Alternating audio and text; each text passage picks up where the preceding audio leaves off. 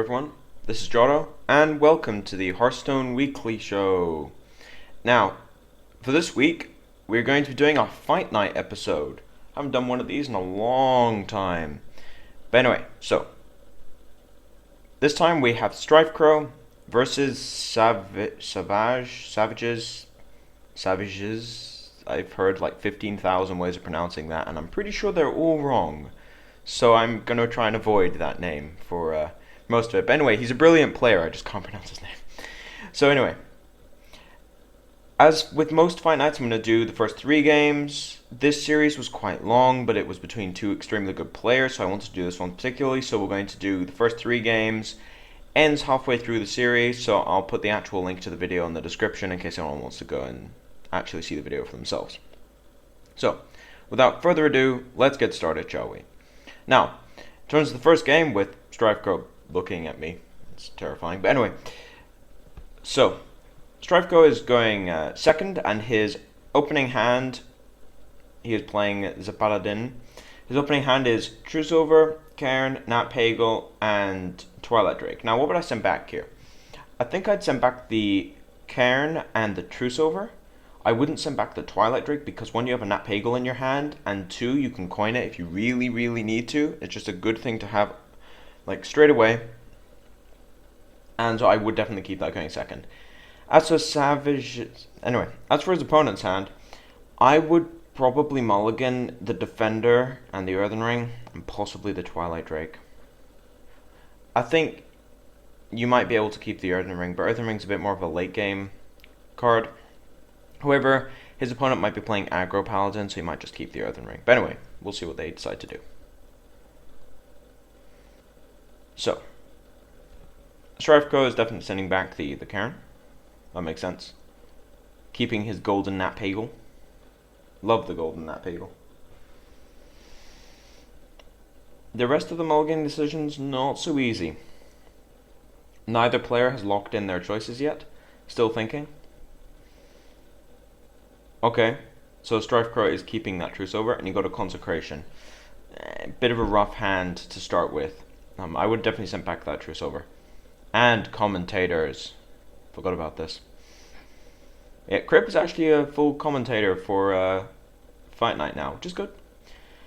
And they missed the mulliganing thing, so he sent back his Earthen Ring and his other 4-drop. Okay, that makes sense. He did decide to keep that Twilight Drake, though. He is playing Warlock, so that makes a lot more sense that you keep a Twilight Drake. It will always be incredibly large. So, opening with Nat Pagel, very, very powerful. One of the best cards you can open with. Didn't actually fish on the first turn, but still a very good threat to have on the board. The rest of this early game is going to be incredibly slow tempo because of the decks that are being played. You've got on one hand someone who's just probably going to life tap on the first 2 turns, and on the other hand you have Nat Pagel into nothing for 2 turns, and it's an incredibly slow paced game. The real question is, does he go for the Ancient Watcher? I think the answer is no. I think it's better to life tap and then you get a Twilight Drake with 2 more health, because you get an extra card from the life tap and you don't play the Ancient Watcher. Ancient Watcher, not that much of a threat against the current board. He's not attacking. So I think I would just life tap. He was debating sort of the Defender of Argus onto Ancient Watcher, but there's not really much of a point. Looks like another Silverhand Recruit and pass turn. And I think that this Nat Pagel has not drawn yet. Yep, I don't think that Nat Pagel is drawn yet. Missed 3 times. But yeah, that Twilight Drake is huge now, and that's why he decided just to go for the life tap last turn. He could go with Equality. I think he might just go for his own Twilight Drake. Equality is much better to keep with the Consecration in his hand. So while it is quote-unquote safer, it's actually a bit risky in the long run. He does, however, probably lose his Nat Pagel now. Simply because the Twilight Drake's going to go ahead and kill that. Oh, he finally got the value out of the Nat. That Nat Pagel almost went... He didn't even 1-for-1. Almost didn't even cantrip. Anyway, as for this turn, we could see a Defender of Argus. We could also see a Ancient Watcher coming out to set up for later. I think the one thing we're not going to see is life tap, because he has, what is that, 9 cards now? Yeah, he has to play something. I think maybe Defender. The problem with this hand is it's not particularly strong against the board. There's a lot of situational cards, doesn't really want to use any of them. There's Big Game Hunter, not useful. Ancient Watchers, Leroy, Defender, not really that useful. The Earthen Ring Farseers would just die to the Twilight Drake. Shadow Flame doesn't really want to use it. Draxus can't use it for another couple of turns. He has a really, really weird hand. He might just life tap after playing that 4/5. I think he is, yeah. He just didn't have that many plays. He has a very, very versatile hand, but not against the Twilight Drake. He just can't harm it in any way.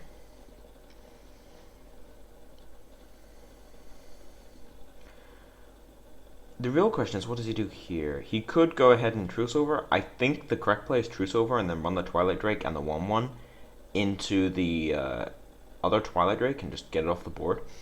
He could also play the Ooze, but he might want to save the Ooze for Draxus. I think he's going for the Ooze. I disagree with that.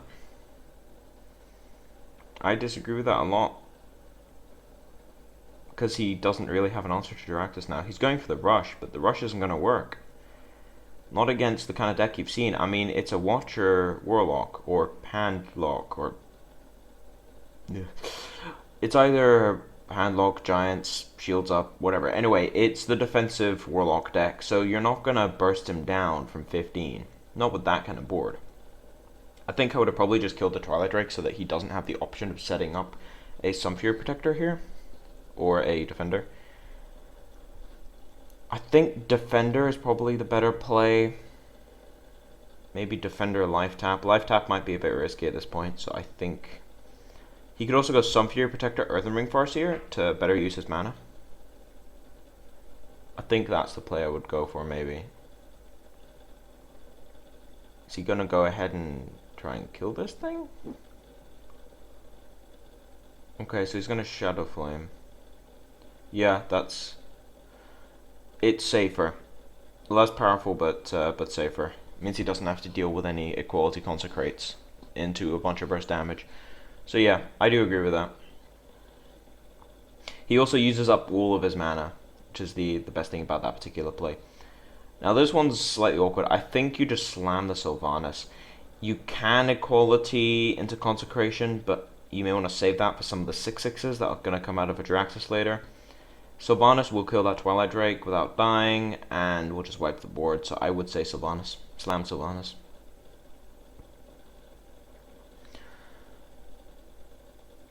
Now, because of that, we're not going to see a Siphon Soul. He can't really Siphon Soul. He also can't play Defender. He may just have to trade his board out. He's going to lose his board to that Sylvanas anyway. So you may just trade his board out. Life tap is that's incredibly risky at this point. He basically has to Earthen Ring Farseer now. Yeah, he was forced to Earthen Ring Farseer because of that life tap. The problem is that he has so many cards in his hand right now that life tapping may seem like a good way of doing it, but you're lowering your health. He's really banking on not taking a bunch of damage over the next couple turns. Which he could. I mean, Truce Over does a lot of damage. He's banking on the fact that he has 2 extra turns before Draxus comes out, or Alexstrasza. Now, StrifeCro's hand is kind of awkward. He has the Draxus killer in his hand, being the Ragnaros. That's probably going to be saved for the Draxus. Simply because Ragnaros kills the 6/6s and also 2-shots Draxus. So that's probably going to be used to finish off Savjz through the actual Draxus. Okay, so he's going for the pressure play. Normally, I would disagree with just like running out the Sunfury, but he doesn't have anything else in his hand. He has all spells, basically. All spells and an 8 mana card that he couldn't play. So it was just the best way of doing it. You need to use up your mana when you can and stay on the aggressive against this kind of Warlock deck.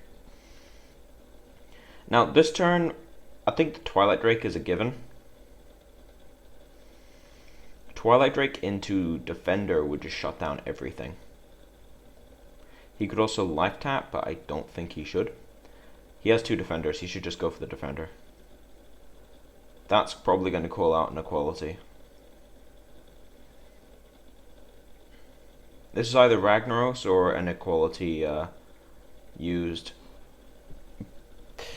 They're both risky. Using the equality means you don't have it for when you really need it against Jiraxis, but if you play the Ragnaros, he might just die off to a Siphon Soul without actually doing any damage.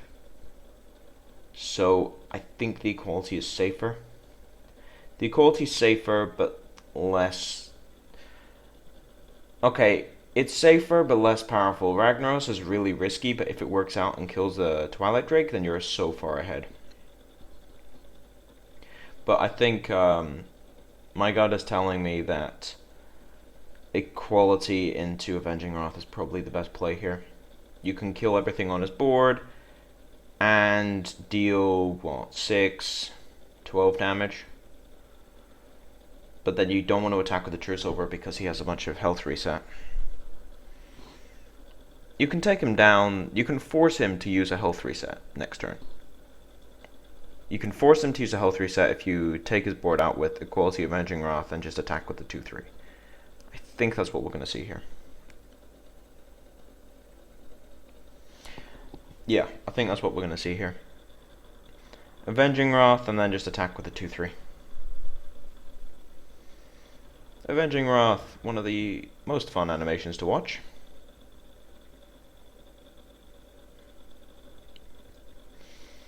Okay, this is probably going to be an Alexstrasza.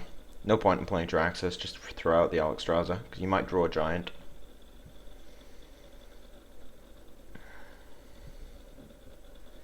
Alexstrasza pass, I think.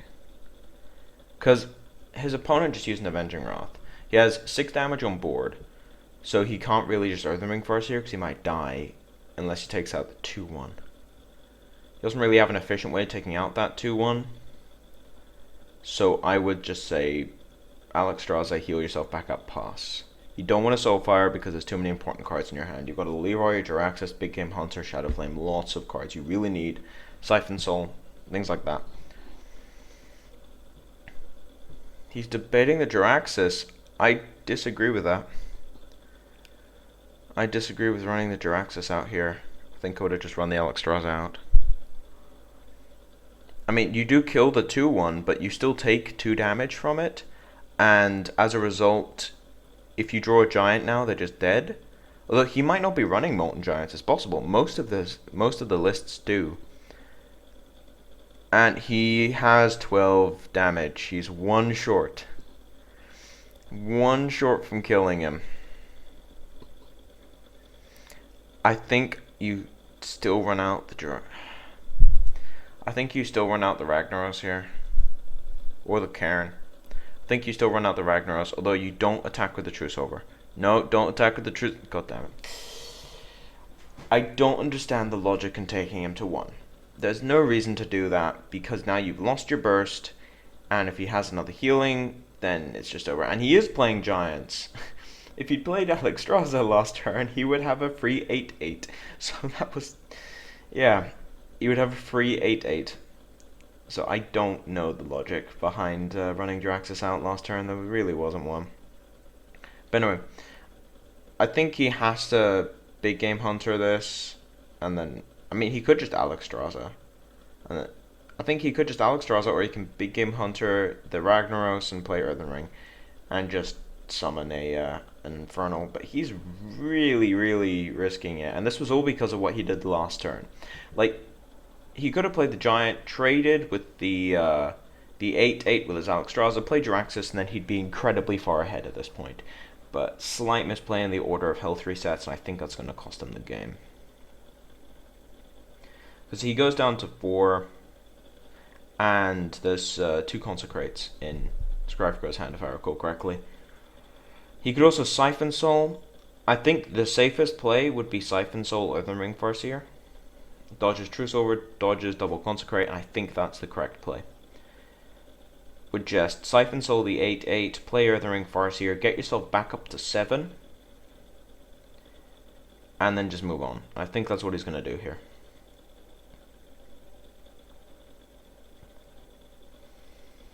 Okay, he's still in a very precarious situation, but at least he's not dead.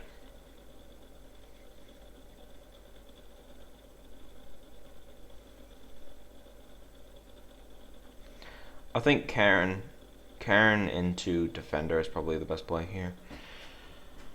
And the reason I say Karen into defender is because you want to present lethal to bait the heals, as opposed to just playing Karen, which is technically less sort of committing, but you want to bait the heals.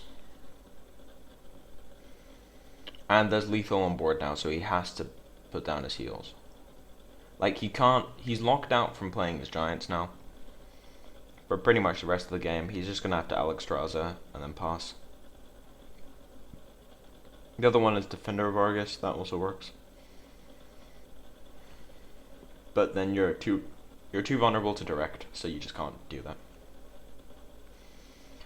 So I would definitely say that Alexstrasza targeting yourself and then pass. There's not really much you can do at this point. You can kill the 5/6 and give him a 4/5.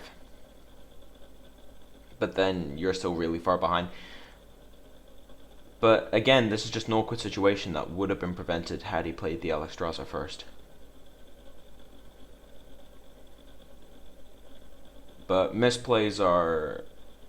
Some of the misplays are incredibly obvious, so you can point them out straight away, but some of them are really difficult to spot. But in this case, I mean, I didn't think it would actually come down to a top deck like that, but in this case, running out the Alexstrasza first would just enable you to run out your Giants, and it's something which the actual player running the deck should know, that he has Molten Giants, which are completely shut off when you're in Jiraxis form. So it's better to run out your secondary health reset in Alexstrasza first.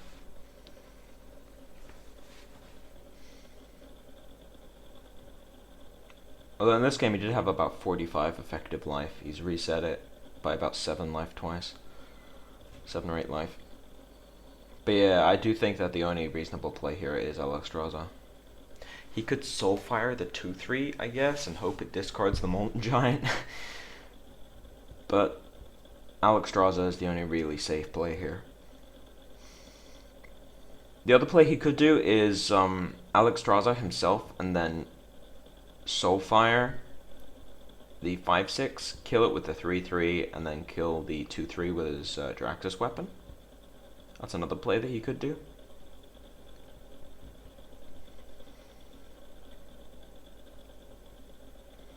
Definitely taking his time on this one. Grant him that. Definitely taking his time. He's going for the hero power? Super risky. So he's gonna Soulfire it. He's gonna Soulfire it, right? He's gonna Soulfire and then play his Big Game Hunter open, I guess, because he has to have something on the board for that defender to target next turn. This is incredibly risky. He can't use his hero weapon. Like, he can't use his weapon to kill this thing. He takes way too much damage. What's he gonna discard? Like, if he discards Alexstrasza, he loses. He has to pass now. He can't run out the Leroy, and he can't run out the big game. He's dead to so much at this point. I think as StrifeCro, you just say, whatever, run out the Leon hands. Surely I draw some direct. And then I would just put down the 2/3. Like, you don't need to be on the defensive. You're on 30 life, and he's on 7. But that last play was incredibly risky. A True Silver would have meant basically True Silver into Hammer was just good game. Leroy Jenkins was basically the end of him there. He is gonna get it to work out, and he has the Alexstrasza now. But even then, it was still way too risky.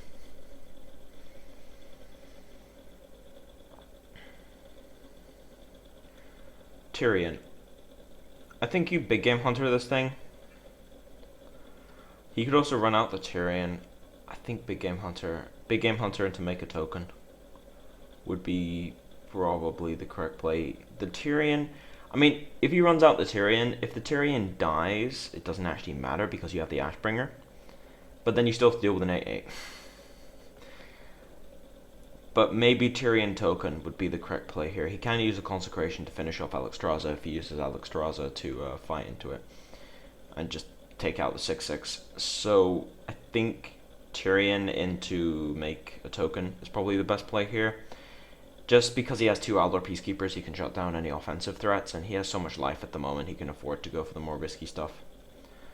Now, this is a really awkward spot. He can Hellfire, which he takes a bunch of damage.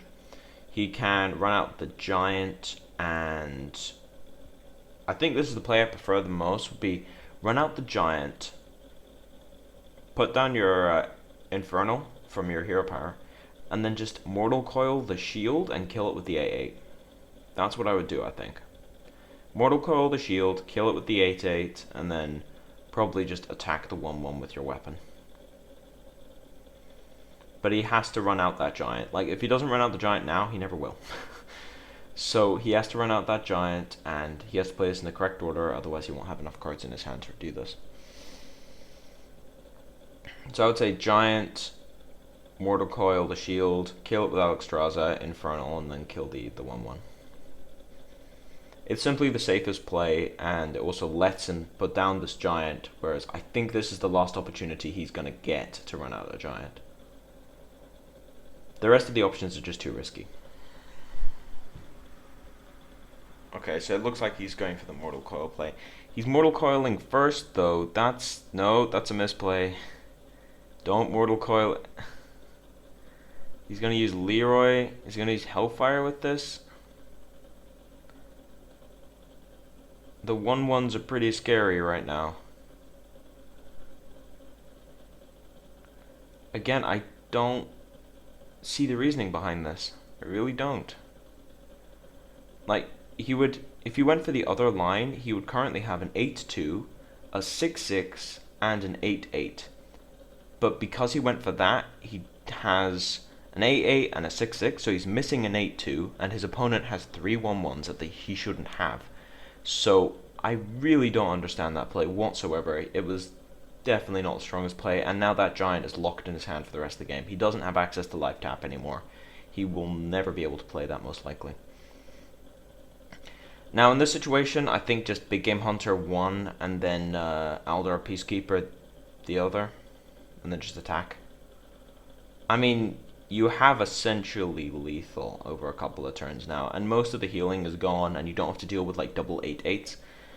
I mean, he could have dealt with double 8/8s, to be fair. He does have the 2 Aldor Peacekeepers, but it doesn't matter. It's still a bit of a misplay.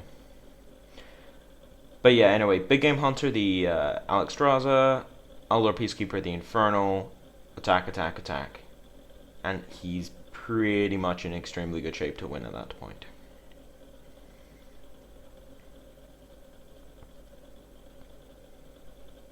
I think that's what he's going to do. Also, we need Dragon Tribal at some point. Whelps are dragons, we've got Onyxia, Alexstrasza, all the big dragons like Malagos and Ysera, all the Dragonflights. Like, we need tribal dragons at some point. Be completely busted, but we need tribal dragons at some point. What's he? No, you don't need to do that.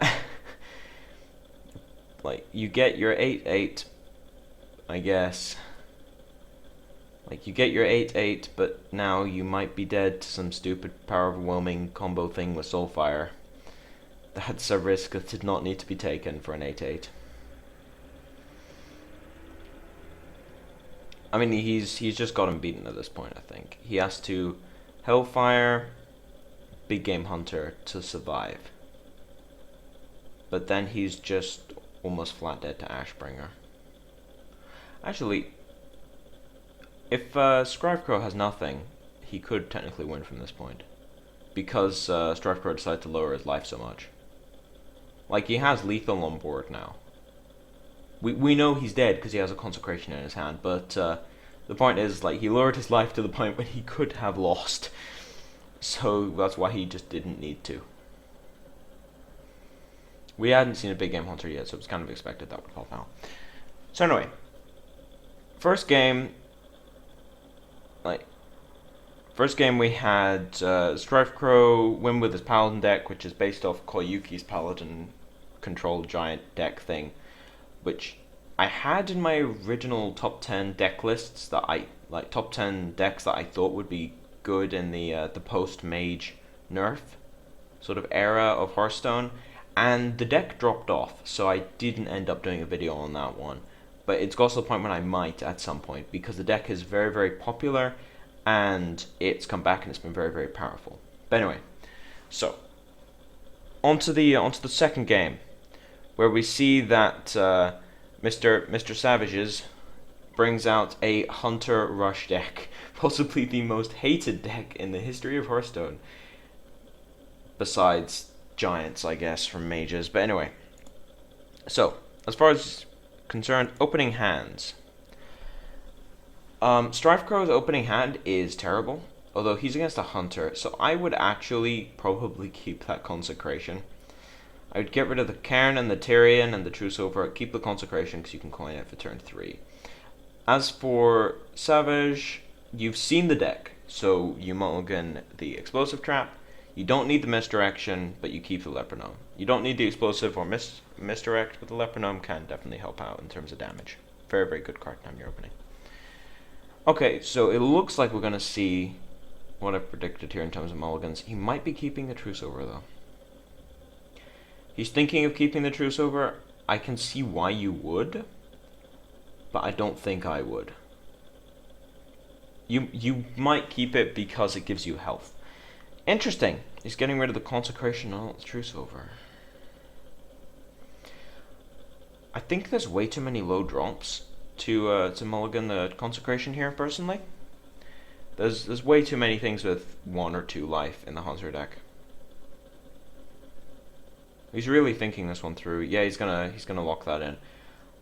Not entirely sure about that, and now his hand is pretty bad. I mean, he can race the Hunter with double True Silvers, but it's a bit of a slower hand. He does have the Aldor though, and he can coin out one of them. So I think he just passes here. He could coin Hero Power. I think you might have to save the coin for later.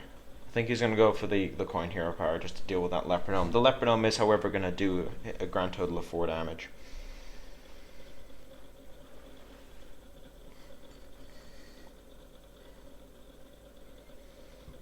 Ooze. That's definitely going to be saved for a True Silver. I think we're just going to see a second Leopardome come out here, and he's going to attack straight with the Leopardome to StrifeCro's face. I mean, Leopardomes deal 4 damage on average each, which is why they're good. 1 mana, 4 damage to the face is a lot. Usually they get 1 attack in, they always deal 2. I think we're just going to see the 2-3 come down. He's going to kill one of the 2-1s, take the 2 damage from the Death Rattle, and just play his 2-3. He needs to get as many creatures on the board in this matchup. He can't afford to really save it for the value like you do normally. Interesting, he's going for the 1-1s. A little bit of a risk. Means he won't have an extra 2-3 on the board, or an extra 2-1 after the Leopardome has traded into it. Okay, we're just going to see... I think Hero Power, he kind of wants to go for the Arcane Golem here, but I don't think he can. I think we're just going to see Hero Power and attack. Both of his Leopardomes did 4 damage. He can take StrifeCro down to 20 on turn 3, which is good, including the Leopardome Death Rattle, obviously. The Ooze is going to help a lot with True Silver. The Ironbeak Owl is probably going to be saved for a Tyrion or something if the game goes that long. Or just any taunts in general. Now, if he had that 2-3, he'd be able to trade and then build his board up with tokens, but he doesn't. I think he has to run out the 2-3 though. He could run out the Big Game Hunter. There are no cards in the Hunter deck that get hit by Big Game Hunter, so you could just run out the 4-2 for trading. I think that might be the best play actually. You want to keep Aldor Peacekeeper, definitely. But Big Game Hunter is pretty pointless in this matchup, so I just run it out as a 4-2. 4-2 for 3s are not bad. Like Jungle Panther is a fairly decent card to look at for that. I don't agree with the Eldor there. You might need it. You might need it for something like a Wolf Rider. Just shuts it down completely. Or an Arcane Golem, which might come out here. I think Misdirect Hero Power. I think that's what he's going to go for. Misdirect into Hero Power. Okay, he's just going to Hero Power. He's not going to Misdirect. Not going for the direct. I think you just run out the Twilight Drake. Twilight Drakes are more or less impervious to most things, and you can give it Taunt next turn, and then you're in good shape. There is an Iron Beak Owl in Savjz's hand, but you never know.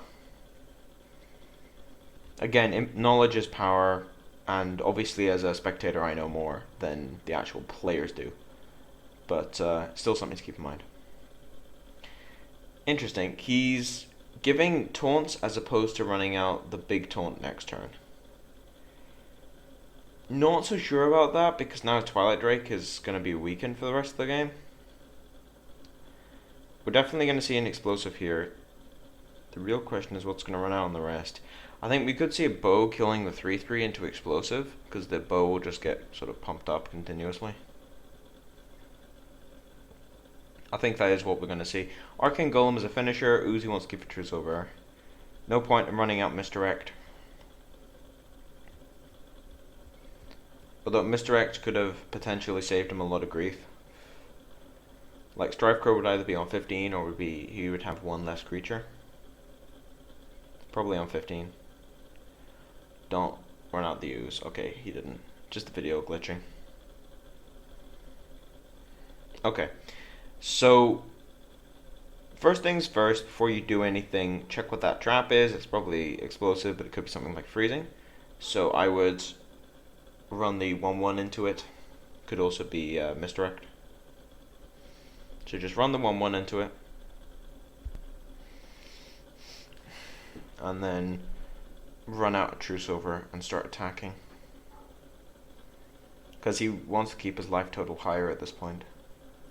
Like, again, if he had the Twilight Drake out last turn, then it would have changed the board a bit. There wouldn't be a weapon that he has to deal with right now, because he would have to run out the Iron Beak Owl.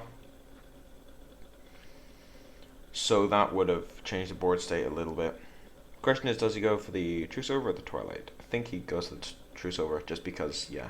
He has two of them, so he can deal, what is that, 24 just with Truce Overs? It's actually going to be 12, because there's an ooze, but he still gets about half the value out of that Truce Over. Yeah, we're most definitely going to see an ooze here. Definitely an ooze, possibly a misdirection. I think ooze, misdirect, and hero power would be the correct play here. And then just attack. It's going to run out the arcane. So he's really banking on the fact of racing him, but then he's going to go straight to the face. I was about to say, he shouldn't kill the 2-1 if that's the case. The saving ooze is going to come along.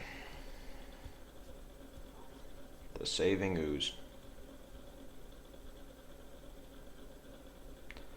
I think we're probably going to see ooze into killing the 4-2 with the 2-1 and running out second Truce Over and just keep attacking.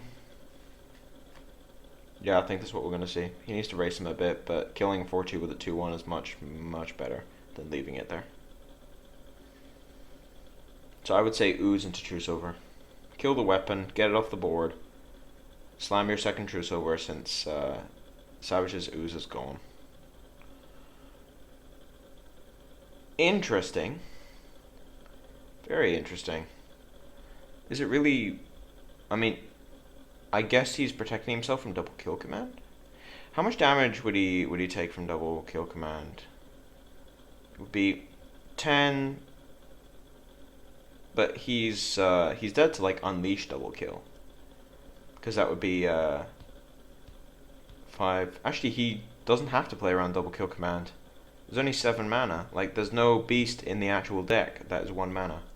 Apart from maybe Timberwolf. But again, depends on variation. Would Timberwolf into double kill him? Yes, it would. It doesn't now. What does kill him at the moment, I think, is Leroy Jenkins into Timberwolf Unleash. Because that would be 8. 6, yeah, he'd be beyond dead if that was the actual case.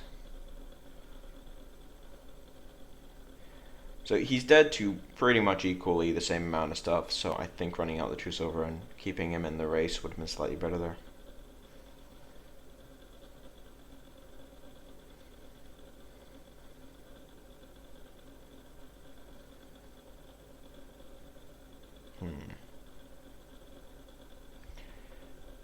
I think running out the Avenging Wrath into token could definitely do it before he attacks, but then he doesn't play around explosive. He's debating whether it's explosive or misdirect. I think he's going to play around explosive. Now he really, really has to hope that his ooze kills the 2/3. Like, he has to hope that whatever he attacks with gets misdirected into his opponent's ooze or the 2/3. His opponent's ooze would be the best case scenario, obviously. But if it goes straight to him, he's in big trouble.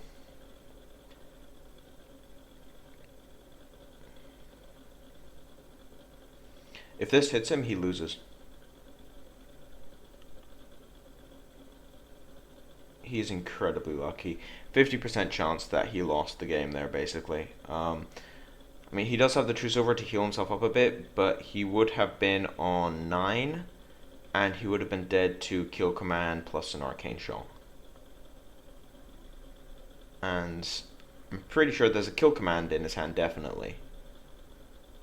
Kill Command Unleash, I think he would have just been dead. Or no, he has the Arcane Golem as well.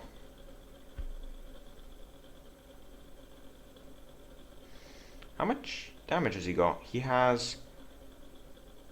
Well, he has 8 mana. He can run out Unleash the Hounds, deal 1 to him with the... Like, clear the board with Unleash. You can Kill Command him, take him down to 9, and then Arcane Golem and take him down to 5. But yeah, if StrifeCro had been hit in the face there, it would have been a good game.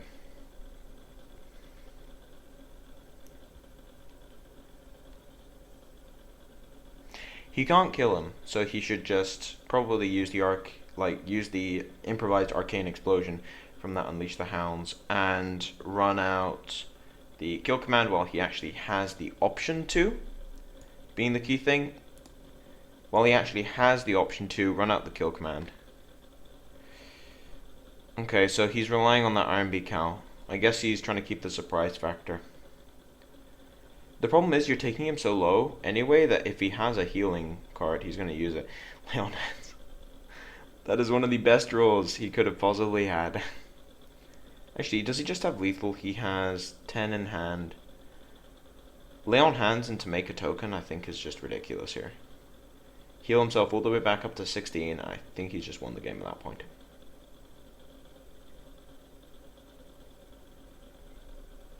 Well, Pyro, Equality, and a Mountain Giant. Mountain Giant isn't going to do anything, but the Pyromancer definitely will. I think Pyromancer and then kill the Arcane Golem with your weapon would probably be the best course of action here. He goes back down to 14 from the True Silver buff and the retaliation from the Arcane Golem, but then he keeps a 3/2 that has to be Arcane Shotted essentially since both players are on such low life. Okay, he's going straight for the face. He's really trying to race here since he does have that Avenging Wrath.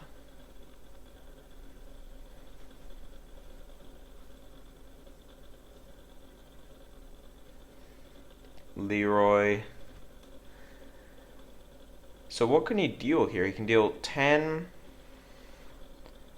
He doesn't have enough to kill him. He can deal 10, 15, 17, but then he doesn't have enough mana for that.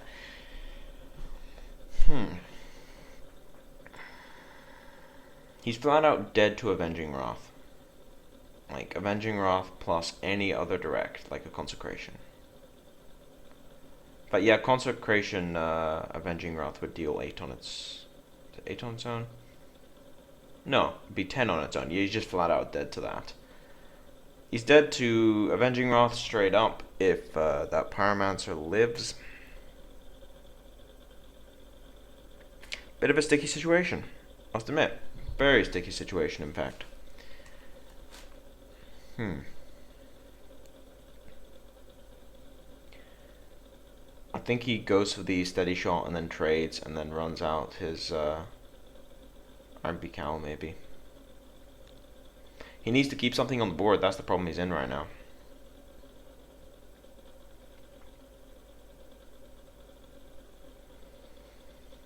He's debating it. He needs to trade. He has to trade or he loses. He doesn't have lethal. That's a good game. GG. He's going to get attacked, and then Equality into Avenging Wrath, or just Consecration into Avenging Wrath will completely murder him. So anyway, the last bit there was him just being a little bit too reckless in terms of going for the attack as opposed to actually not dying. He did see the Avenging Wrath from before, so yeah. But second game, besides that, not too many sketchy things going on, apart from some of the things with mulliganing. The two Truce in the end actually did help a lot, although that was mostly because of the Acidic Swamp Poos coming out. So anyway, on to Game 3. Now, Game 3 is when we get a Paladin mirror match. Now, Paladin mirror matches are very, very weird. We have this interesting situation where they last for a long, long time, and it really depends on who draws the answers at the right time. Because Giants need to be answered with Equality or Elder Peacekeeper. Or, like, Wild Pyromancer into a bunch of spells. Mostly Elder Peacekeeper or Equality. Things like Nat Pagel can only be killed with Truce Over.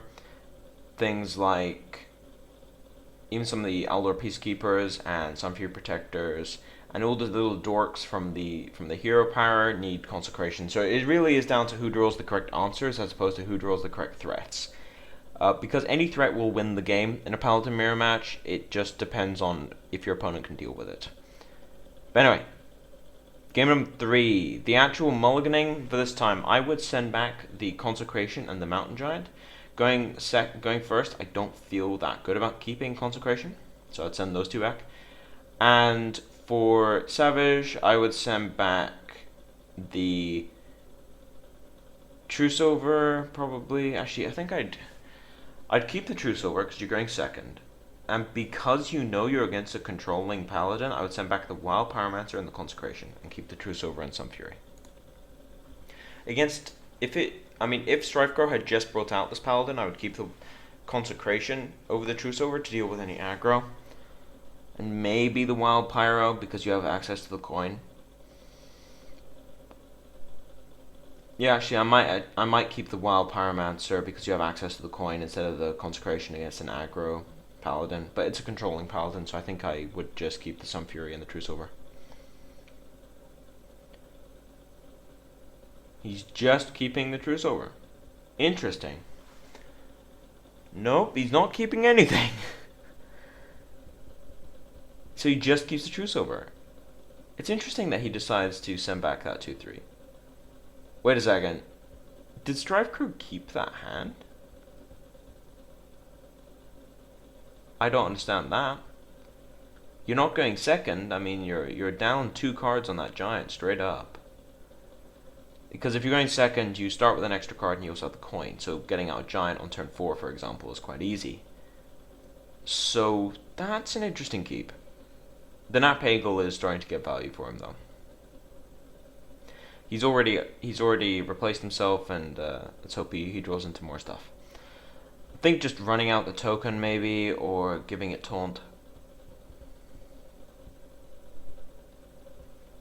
Okay, so he's put Savjz in a situation where he has to answer this thing, and he really can't. I think he has to coin out his Twilight Drake to deal with this. If he coins out his Twilight Drake, it will be 1, 2, 3, 4, 5, 6. It will be a 4/7. So he's going to keep it so that it ends up being a 4-8. It does mean that this Nat Pagel is going to live for quite a while, though. We're really going to see... So we have the largest Nat Pagel known to man right now.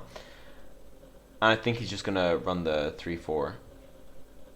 Maybe into the 1-1. Possibly into the 1-1. I think he's just going to run straight into the face here.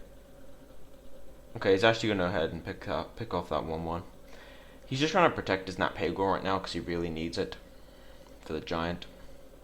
But yeah, this is the difference between going first and second, is the fact that you have access, like on turn 4 there, he had access to Twilight Drake, but he also had access to the giant because he went second. Like without the coin, the extra card, that'd be in 2 turns from now, which is currently what we're looking at on StrifeCro's end, even though he has got 2 draws off of that Nat Pagel. No big game hunter to deal with this one. The wrong person drew the big game hunter. I think Twilight Drake and then just attack Savjz directly is probably the best thing here. He's just debating as to the positioning. Probably better to put it in the middle, gives it the most options for some Fury Protector.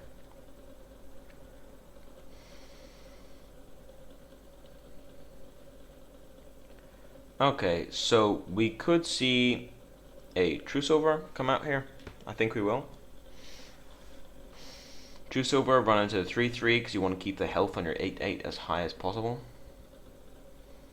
And then just go ahead and kill the Nat Pagel and pass. Okay, so far we've seen pretty much standard play, and this really is showing that StrifeCro just hasn't drawn the answers he needs for it. There's the Tink Master. Speak of the devil. There's the Tink Master, which will most likely deal with this 8-7.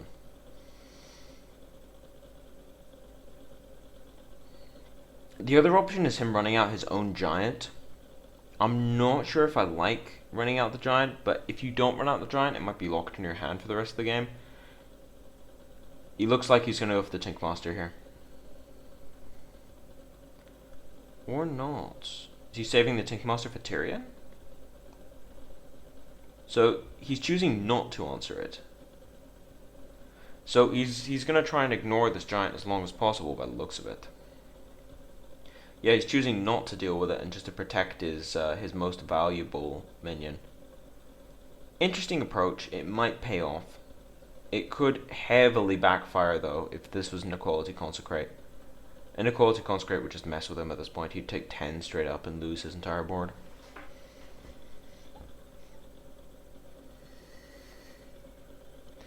And then Hero Power or Nat Pagel. Nat Pagel won't do much. It might draw him a card though. Still quite risky.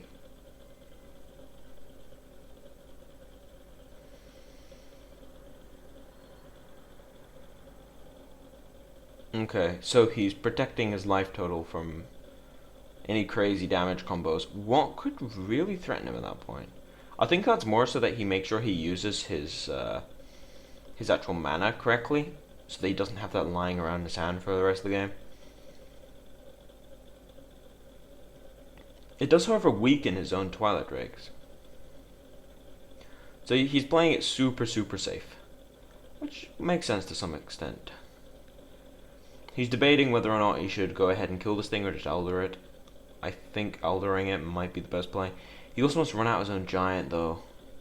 He might just run out his own giant and then kill his opponent's giant with 3-2 and 2-3. He's going to go for the Eldor. Super risky against Consecrate, but definitely means he doesn't have to deal with that giant for the rest of the game. But now the giant in his hand is pretty much locked there. Ah, okay, Molten Giant. Molten Giant is one of the best draws he could have got here. The other one is Coin Tyrion. I think Coin Tyrion may be the best one.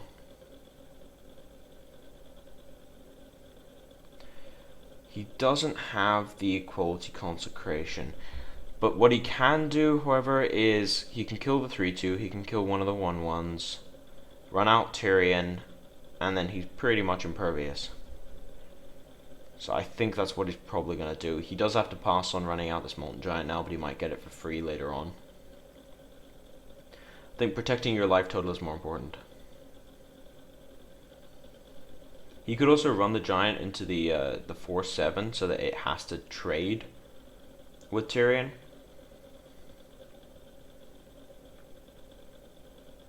I think that's the correct play, actually. Take 1 health out of that 4/7 so he has to trade with Tyrion, and then just coin and play the Tyrion.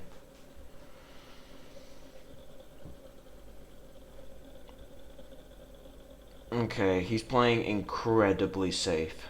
Which, in this case, it does work, but it's incredibly safe. Consecrate would wipe the board here. Run the Twilight Drake into the other Twilight Drake, and then just attack 2 into the Guardian, 1 into the Giant, and Consecrate, and that would deal with pretty much everything. Also, would let you run out your own Hero Power token again, maybe a Wild Pyromancer. I don't think you would run out the Wild Pyromancer, you want to keep it in your hand.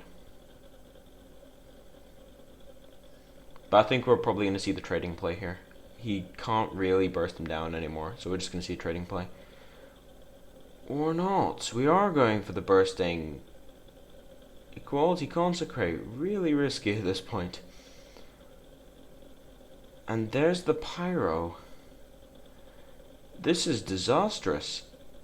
He's going to attack directly with a 5/6, 4/6, and 1/4, and then play Pyro, Equality, and then just play Twilight Drake and Giant.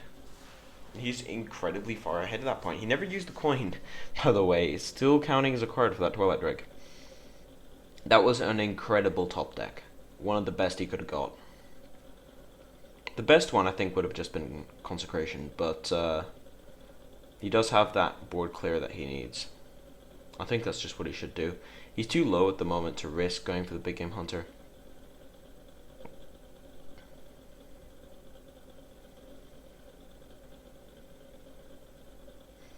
So yeah, I think we are going to see that Wild Pyromancer into Equality after attacking. We'll know what he plans to do as soon as he attacks. Yeah, he looks like he's going to go for the board clear here and just run out his own Giant. He was so far behind, but StrifeCro decided not to go for the board clear. Like, he had a profitable board clear. That's the crazy thing about this. StrifeCro had a profitable board clear, but now he's incredibly far behind because he doesn't anymore. I think this is when we're going to see the Tinkmaster come out on that 8/8. If it turns into a 1/1, he can stabilize. If it turns into a 5/5, he's going to take 9. I'm not sure if he can recover from that. But I think he has to Tinkmaster and then play the Karen. Just hope for the best. Slight misplay. He has the 2 Consecrations that he can't really do much with anymore.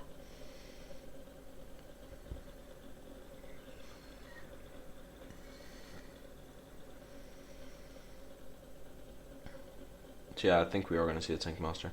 StrifeCro is a very thoughtful player, so he does think over every single situation possible. But overextended a little bit on that Equality.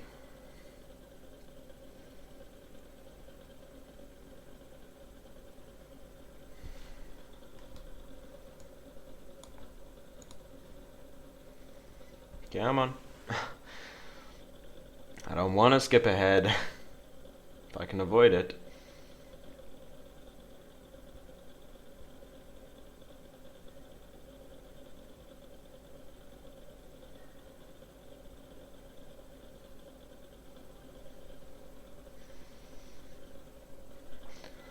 I would be talking about how sort of the other sort of plays that he could do, but there aren't any. There's only one play, which is Tinkmaster. This game is probably going to come down to a Tinkmaster flip. Not something anyone ever wants to see.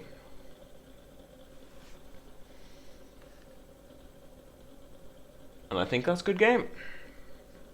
Doesn't want to run out that Tinkmaster, and he's going to get severely punished for it.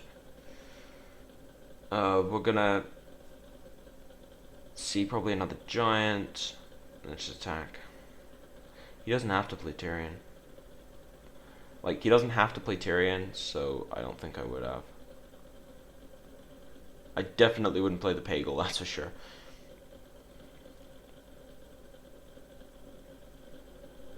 Okay, he's all in. Tinkmaster Equality Consecration, and that would be pretty much a good game. This has been one of the swingiest games I've ever witnessed. But yet, he went way too far all in. I think I would have just put down the Tyrion or the Molten, not both. And the Nat Pagel is just extreme. So, the question is, can he deal with this board? Answer, not really. I think he's just flat out dead. I think he's just flat dead. He has to go for the Tinkmaster, hope for a 1-1, and then Consecration, I guess. He's just dead on board, though. He can't deal with any of this stuff. So, come back from Savjz because of overextending. Although, this was incredibly risky. If StrifeCro had just top-decked a Equality, he probably would have won the game. He would have been able to take him down to 3, and he would have had a 4-1 on the board that comes back as a 4-5. So, way overcommitted onto the board state. Way overcommitted.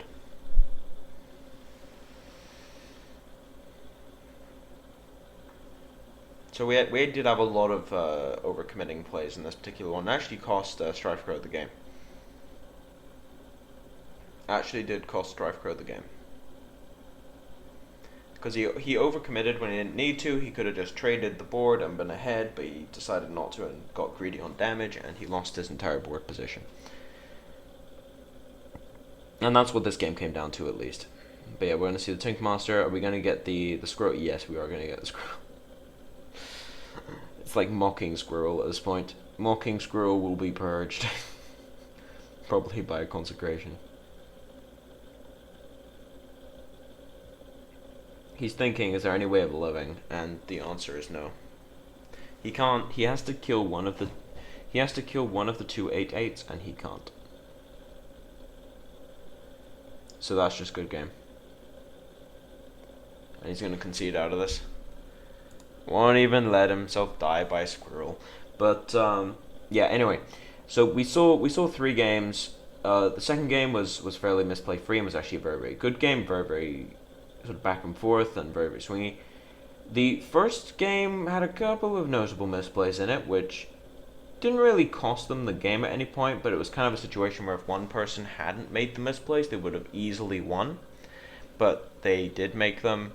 Like, the Jiraxis versus Alexstrasza thing actually was that important. If he'd gone for the Alexstrasza, he would have got down the Molten Giant, he would have been able to bump his health back up with Jiraxis instantly, and he would have won the game, basically.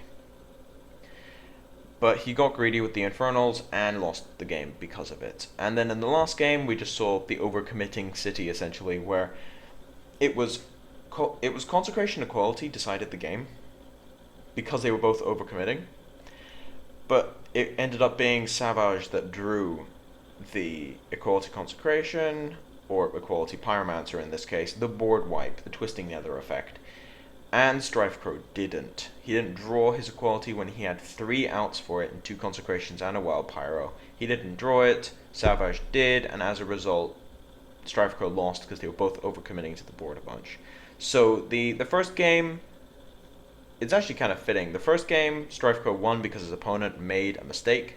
The last game, Savjz won because his opponent made a mistake. So it sort of balanced out a bit. And then the second game was a really, really good one. So it's a bit of an interesting series of games to look at, and that's why I decided to pick these particular 3. I could have done the last 3 as well, because I could have done like the last 3 and not had the first game because it was a bit weird.